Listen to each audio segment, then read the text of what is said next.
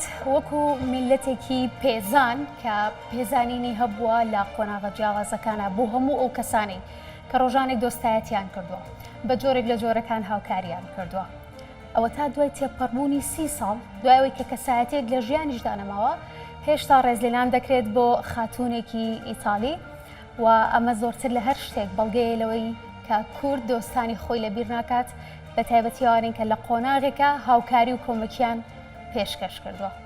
ئێوارەتان باش بەخێر بن بۆ چیرۆکە هەواڵ من لۆنا بەکرم.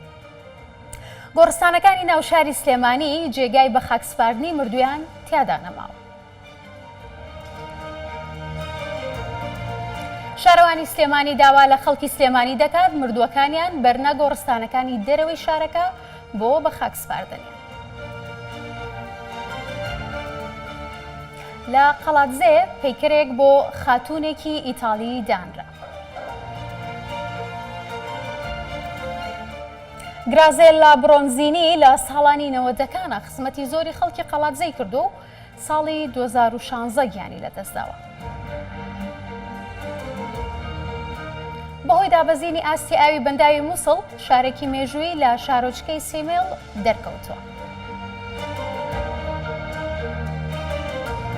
شوێنەوارەکە مێژوەکەی بۆ 3400 ساڵ پێش ئێستا دەگەڕێتەوە و ناوەندی ئیمپراتۆریەتی میتانی بوو.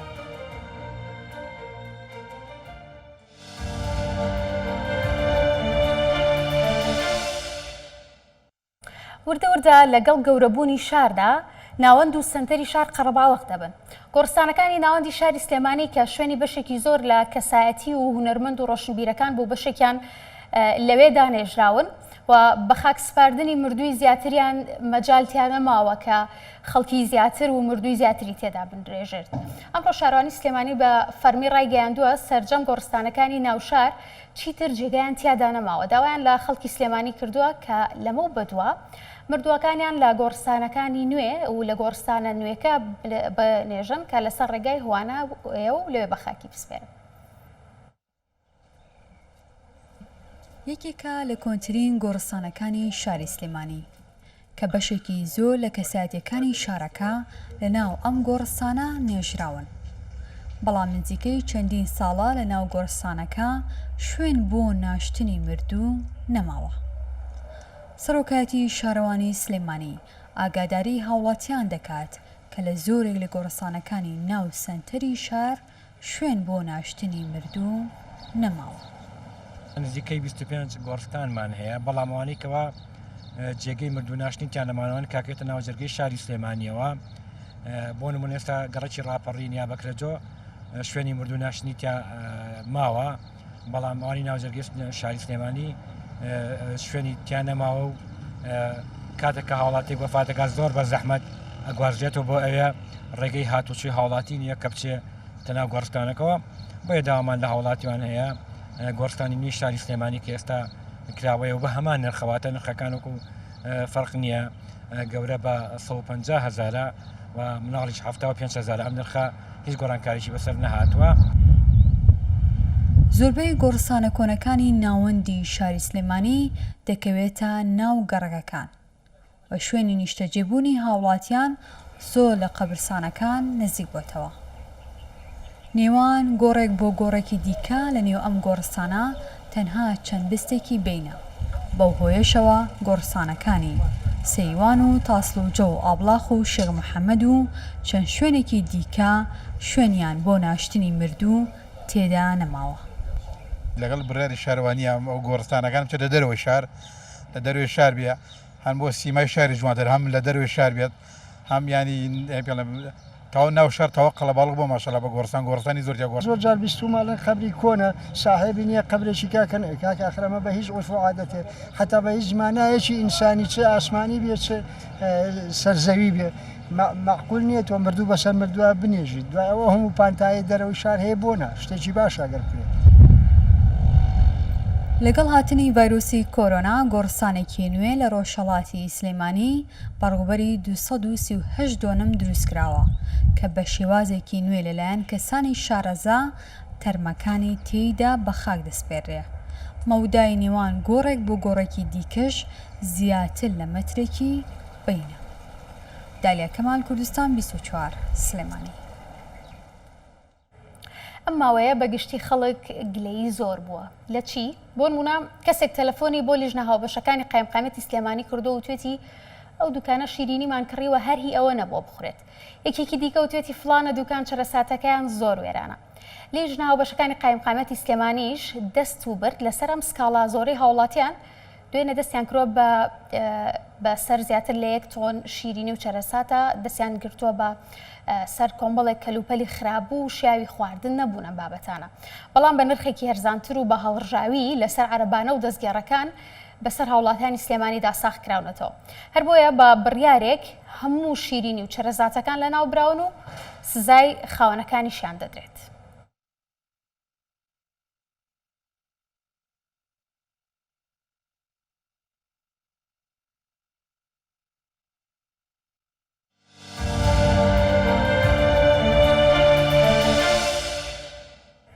لە دەستپێکەکەدا باسی ئەوم کرد کە کورد میلەتێکی بەوەفایە و پێزانینی هەیە و قسەیەکیش هەیە دەوترێت کە هەر کارێکی چاکەت کرد بیدە بەدەم ئاوە و مەرجیش نییە لە کات و ساتی خۆیان پاداشتی چاکەکەت وەربگریتەوە. ڕەنگە هەندێک جاریش مانەوەی ناوێکی باش لە دوای مردنیش هەر گەورەی و هەر شکۆ بێ.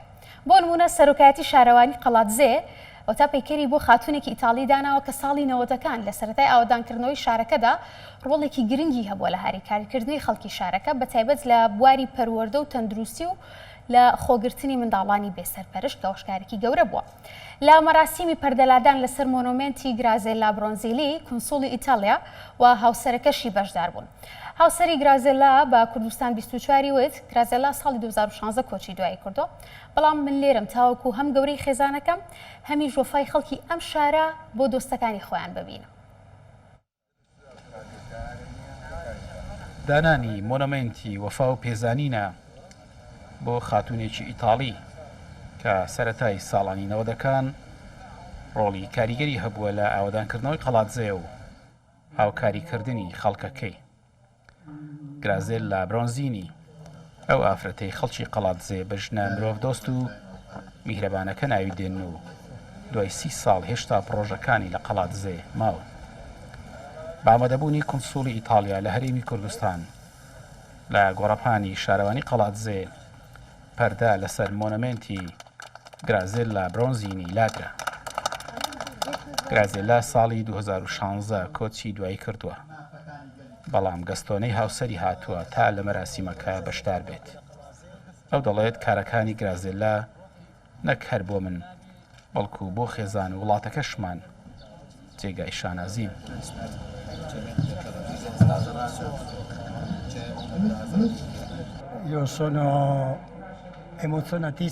ئەمڕۆ بۆ من ڕۆژێکی تایبەتە کە بەشداریم کردووە لەو مەراسیمە بۆ دەنانی مونومنتێک بۆ خێزانەکەم.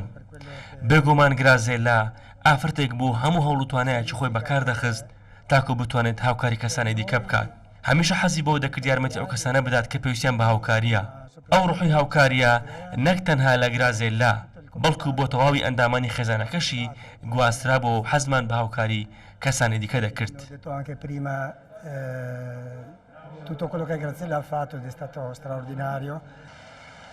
قەڵاتزێ ساڵی 1989 کرایە ناوچەیەکی قەدەغەکرا و خەڵکەکەی برد و گازۆرملێکان ڕاگوێزرا و شارەکە یەک خانوەکانی تەقێنرایەوە و تەختی زەوی کرا. تۆی ڕاپەڕین دانیشتوانەکەی گەڕانەوە و شارەکە پێویستی بە ئاودانکردنەوە هەبوو. ڕۆڵی گرازێلا لە بواری پەروەردە و دروستکردنی نەخۆشخانە و دابینکردنی دەرمان و لە خۆگرتنی منداڵانی کەم دەرامەت و بێباوک بوو. خاتوگرازێلا لە پەیوەندی نێوان ئیتاڵیا و کوردستان هەر بوو بۆ قەڵاتزێنا بۆ هەڵەبجەش بۆ شارە وێرانکراوەکانی کوردستان هاوکار بووە. دروستکردنی نەخۆشخانەی قەڵاتزێ لێرە دەستی تێدا بۆ نوێژنکردنەوەی چەندین پارک و ئەوانە دەستی تێدا بۆ ناردنی منداڵانی قەڵاتزێ چەندین جار بۆ ئیتاڵیا لەسەر دەستی ئەو بەڕێزە بۆ تیپی یاری و هاوبەشی چالاکی وەرزشی لە نێوان قەڵاتزێ ئەوانە ئەوەی کە بۆی کراوە کردوێتی ئەوەی کە ئێمەش هەستمان بە بەرز پرسیارەتی کردو بەرامبەر بەو خاتونە بەم پەیکەرە بچووکە یادمان لە ژنێکی مەزن کردوتەوە. میشێل کامەرۆتا کونسوڵ ئیتالیا لە هەرێمی کوردستان ئامادەی مەراسیمەکە بوو لە وتەیەکدا جەختی لەوە کردەوە کارەکانی خاتوگرازێلا جێگەی ستایش و پێزانین و بۆ کاتی خۆیان گرنگ بوون گرنگتر لەوەش دانانی ئەو مۆنەمنتەیە وەک پێزانینێک کە دوای سێدەیە ئێوە مرۆڤ دۆستی و هاوکاری دۆستەکانی خۆتان لە یاد نەکردووە مۆنەمنتەکە بە بەرزی 3 مەتر دروستکراوە و گزارشتە لە پێزانین و خۆشەویستی و لە ناو شارەوانی قەڵاتزێ دانراوە ئارەسەمین کوردستان 24 قەڵاتزێ بەم دوایانە لە چەند شوێنێکی جیاوازی هەرێمی کوردستان دەستکراوە بە پرۆسەی گەڕان بە دوای شوێنەوارە گرنگەکانە ئەوانی کە بە تایبەتی وەکو دەستکەوتێکە بینرێن بۆ هەرێمی کوردستان چەند تیمێکی گەڕان و پشکنینیش لە کوردستانن و ئەم تیمانە هەندێکیان هی چەند زانکۆیەکی گیان و بەردەوامیشن لە گەڕانەکانیان لە شارۆچکەی سیمێڵی سەر بە پارێزگای دهۆک سنتەری شارێکی شوێنەواری دۆزراوەتەوە کە مێژوەکەی بۆ 3400 ساڵ پێش ئێستا دەگەڕێتەوە. دۆزینەوەی ئەم شارە شوێنەواریە بەهۆی دابەزینی ئاستی ئاوی بەنداوی مووسڵەوە دەرکەوتووە، یعنی کە ئاستی ئاوەکە کەم بۆتەوە ئیدی و شارە دەرکەوتووە. بە گوێری شارەزایانی شوێنەواریش بێت ئەم شارە سنتەرێکی شارستانی بووە لە کاتی ساتی خۆیان زۆر گەورە بۆی ئیمپراتۆریەتی میتانی بووە. ئەمەش بە باشترین بەڵگە دادەنرێت لەسەر مێژووی ڕەسەنی شارستانیەتی کوردستان و کە بەم دوایەش شوێنەوارێک دۆزرایەوە کە مێژوەکەی بۆ 7000 ساڵێک بەر لە ئێستا دەگەڕایە و ئەمەش زیاتر لە هەر شتێک بەڵگەی ڕەسەنایەتی ئەم خاکەیە لە ڕوویەوەی کە مێژووی مرۆڤایەتی لەسەر ئەم خاکە ڕێگەڕێشەیەکی زۆر لە مێژینە و دەور و درێژیە. دیتنا باژارێکی مەزن و کەڤنارە گۆڤەت گەرە بۆ 3400 ساڵان بەرینەها ji çendîn balaxaneyan pêk tê. Senterê vî bajarê şînwarî li gundê Kemûna yê serbqeza Sêmêlê ve hatiye dîtin. Ew jî ji ber kêmbûna ava bendava Mûsil got bo mawê 40 salaya ev bajarê dîrokî li bin avê bûye. Bi gotina şînwarnasan, dîtina vî bajarî belgeyeke li ser şaristanî û dîroka Kurdistanê.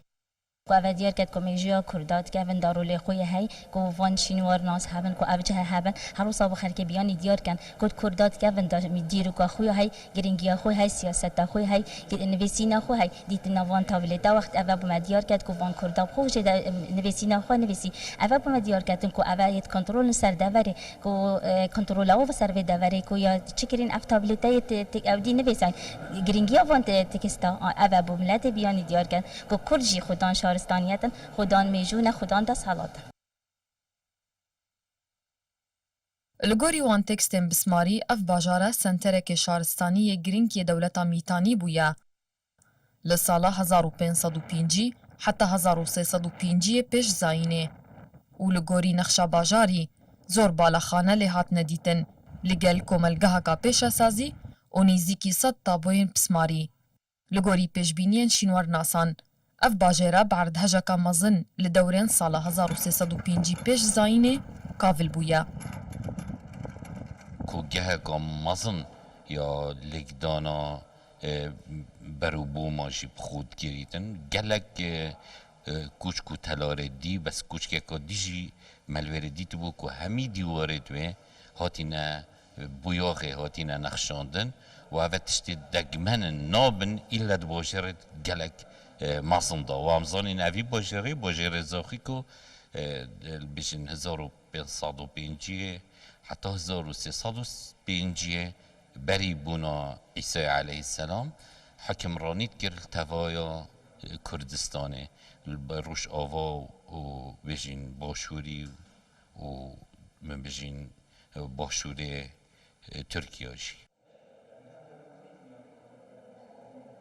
هەرێما کوردستانی خودان دیرۆک و شارستانیاکا کەڤنارە و دیتنا cihên şînwarî baştirîn belgena ser dîroka Kurdistanê û ev şînwarên nehaweyekê dûpat dikin got Kurd her dikevin da xudan dîrok û siyaset û nivîsîna xwe ya taybet bûn û çawa desalat hebûn li ser deverê. Hevrist Recep, Kurdistan 24 Duhok.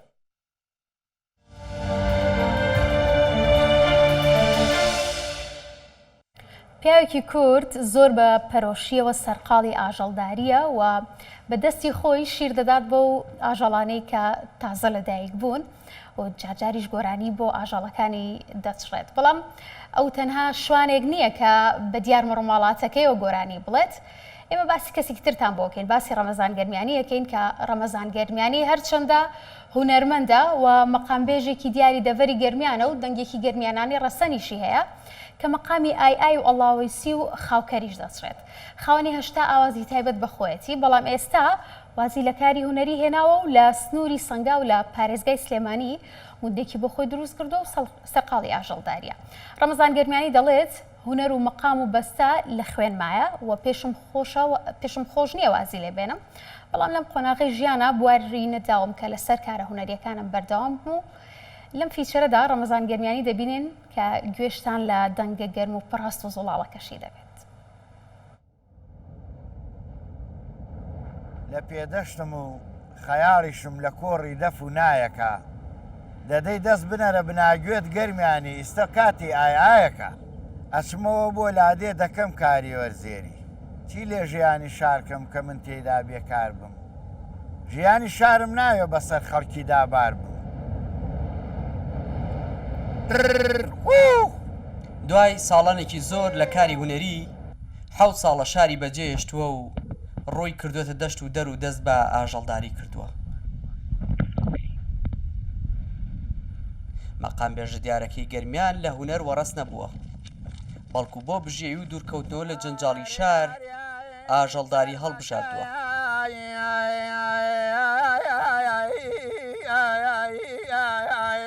جاستام کاسماریاریای وای پەنامایی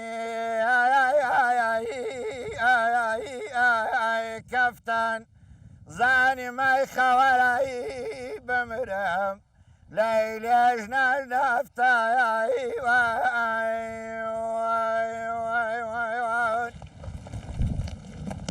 لەبەرەوەی کەوام ئەحتیاج نەبین دەستمان کورد بوو ئەم عیشە مەڵبژاردە لە کوردەواری خۆمانە ئەو کاتەی کاری هونەری من داهێنەر بوو بەڵامی تر وازم لەو کاری هاورد ئیسە بوومە بە بەرهێنەر خوانەی بڕێ ئەوە بووە کارەکە کە زیاتر من ئەینا کاری هونەری شتێکی زۆر خۆشە ئیسەیش لە ناخمایە لە دڵمایە لە خوێنمایە بەڵام ژیان بوارمی نەدا بەداخەوە ئەو گوندەی کە ئاوەدانی کردوێتەوە جگە لە ماڵەکەی خۆی هیچ ماڵێکی تێدا نییە بۆیە تا ئێستا هیچ ناوێکی لە گوندەکەی نەناوە. خانووەکەی نزیکە لە گوندی قەرەتامۆر لە سنووری سەنگاو.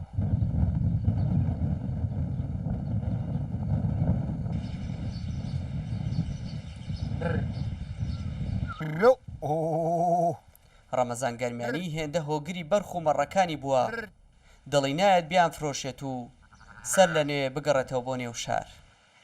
هەندێک کە سەڵێ وشکە ساڵێ بۆ ئازنایەنی کاکە بۆ خۆت بیفرۆشێن کە قەنەعەت بکە من ئەم حیوانانە زۆر شیرین لە دڵمە هەروە گۆترەکاری نییە زۆر بە زەحمەت نامەتەیەکەوە وە زۆر زۆری شیرینن لە دڵما لەبەر ئەوەی جارێ ئەمەوێ هەر لەگەڵ یا بژیم زام زەمان دنیا بەرەو چۆمانە بە چۆنە بێ ئیشەڵا خوا گەورەی ئیشەڵا خوش ڕەحمەکات. شیردانی ئەو بەرخانەی کە توانای شیر خواردنیان نییە لەلایەن دایکیانەوە ئەو کات دەگەڕێتەوە و پشوویەک وەردەگرێت. هاوڕێ مۆسیقیەکانی شاری هاتوون بۆ سەردانی و چاوەڕوانی گەڕانەوەی مەقام بێژە گەرمیانەکە دەکەن. دوای ئەحواڵپرسین یەکدی بە یادیجاری جاران کۆپلەیەک لە مەقامی سێگا دەچڕێت.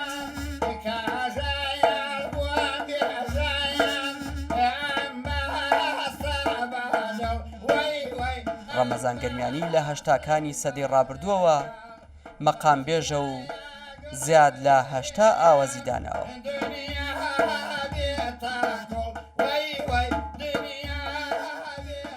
دیار جەمال کوردستان 24 سنووری سەنگاو.